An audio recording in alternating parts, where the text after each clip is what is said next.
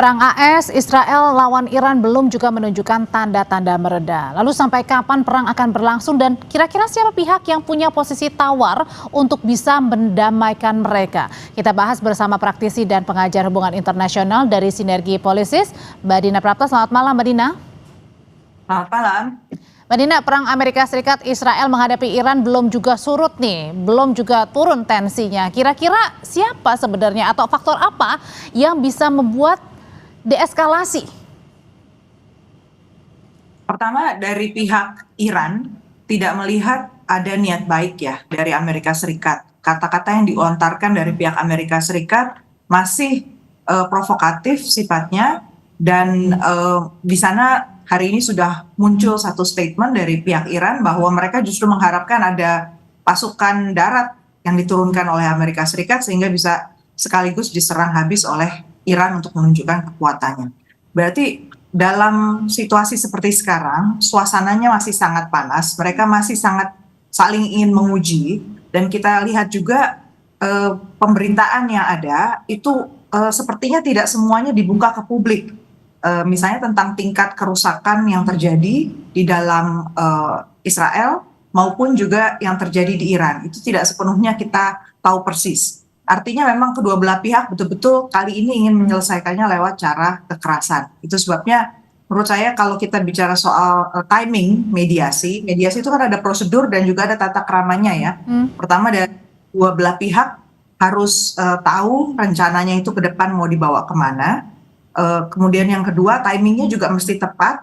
Memang kedua belah pihak sudah menginginkan exit strategy atau salah satu lah minimal menginginkan exit strategy. Nah itu yang belum ada pertandanya saat ini. Oke, Mbak Dina, ini kan sebelum perang ini kan Oman sempat menjadi fasilitator ya bagi kedua negara Iran dan juga Amerika Serikat. Apakah ada kemungkinan kalau tadi Mbak Dina bilang belum ada nih kayaknya nampaknya timing yang tepat karena keduanya masih saling berbalas begitu. Apakah ada kemungkinan ini ketika Oman yang siap menjadi mediator akan terbuka bagi Iran dan juga Amerika untuk bernegosiasi? Yang sudah menyiapkan diplomasi, kemudian juga menunjukkan sudah punya komunikasi, jalur komunikasi yang juga terhubung dengan situasi di lapangan, itu ada Oman, ada China, dan pihak Rusia juga sudah merasa punya komunikasi yang intens dengan pihak-pihak yang bertikai di Timur Tengah. Jadi menurut saya kondisinya di situ sudah dipantau dengan ketat oleh negara-negara tersebut.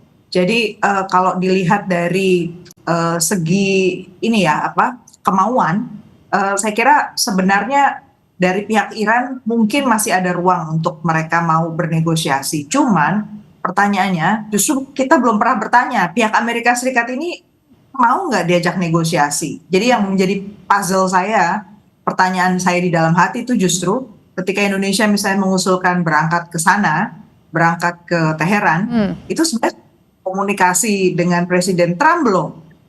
Apa rencana Presiden Trump dan memang mau nggak dimediasi oleh Amerika Serikat, mau nggak dimediasi oleh Indonesia? Apalagi kalau berangkatnya bersama dengan Pakistan. Pakistan juga anggota dari BOP dan baru saja dia menandatangani perjanjian pertahanan dengan Saudi Arabia. Artinya ini sangat Amerika gitu loh, dipandang di mata Iran.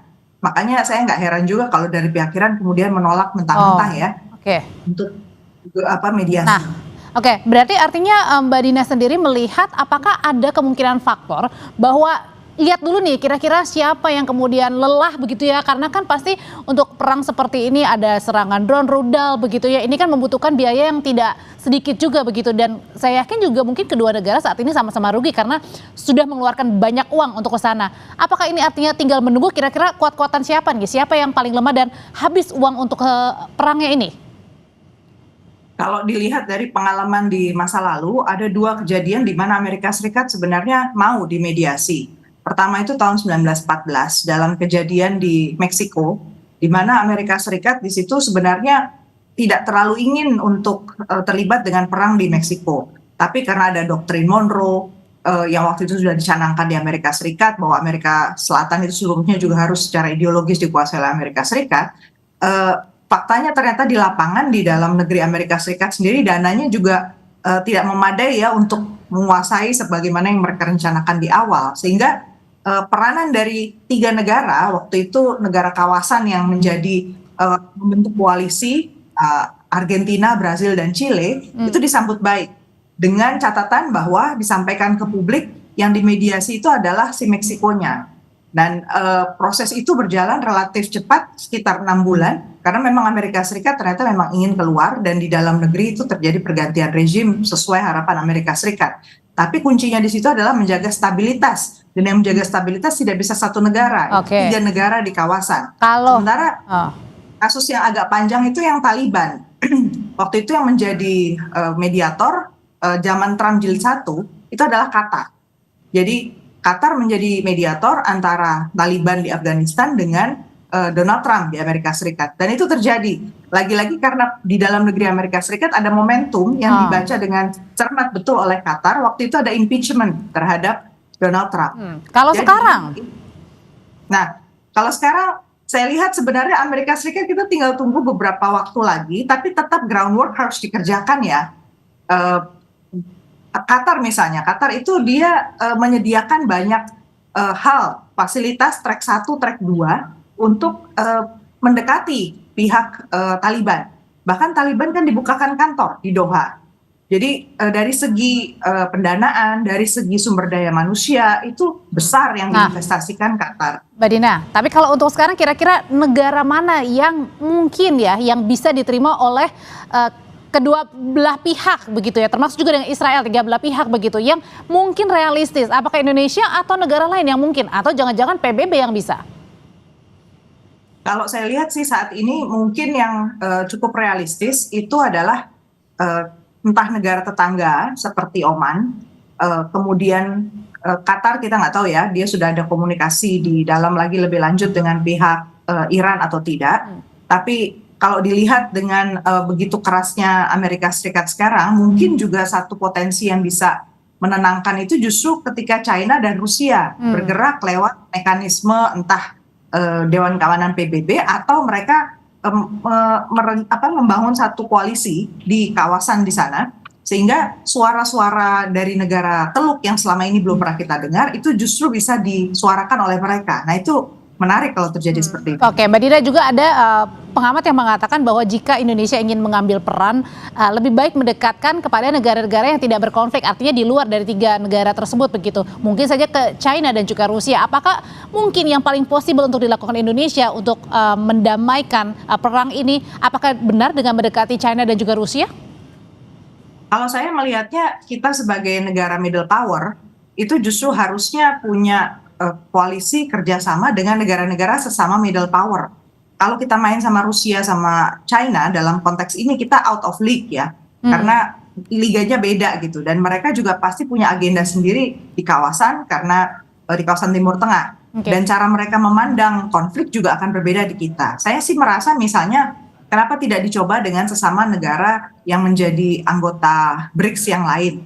Kemudian juga kita bisa lihat negara ASEAN yang lain, yang juga sama-sama merasa punya kebutuhan untuk menjaga stabilitas harga energi, kemudian mobilitas manusia. Jadi kita bisa lihat dari sudut yang lain, karena kita sendiri nggak punya irisan langsung ya dengan Iran. Nah kalau gitu Mbak Dina, singkat saja, kalau Trump bilang kan tidak ada batas waktu perang dengan Iran, meskipun sempat dikatakan ini bisa lebih lama dari 4 sampai 5 minggu. Lalu pertanyaan, seberapa besar Iran ini bisa bertahan? Saya kira Iran sudah mempertimbangkan segala hal. Kalau dilihat dari kampanye mereka baik di level pemerintahan maupun di masyarakat, mereka sangat percaya diri bahwa mereka bisa menghadapi Israel maupun Amerika Serikat. Dan di sini kuncinya justru mereka menghantam negara-negara di sekitarnya atau si Israel. Dan yang menarik kita saksikan adalah justru negara-negara Teluk ini tidak berani langsung menyerang balik ke Iran karena mereka juga menjaga stabilitas. Jadi inilah titik lemah yang sepertinya juga dibaca oleh Iran, sehingga mereka masih percaya diri. Oke, masih percaya diri dan nampaknya juga perlu timing dan negara yang tepat ya untuk diterima semua negara, Iran, Amerika dan juga Israel, untuk bisa mudah-mudahan bernegosiasi dan perang tidak akan berlangsung lama, 4 sampai 5 minggu bahkan lebih. Terima kasih untuk ulasannya Mbak Dina Prapto, selamat malam. Terima kasih.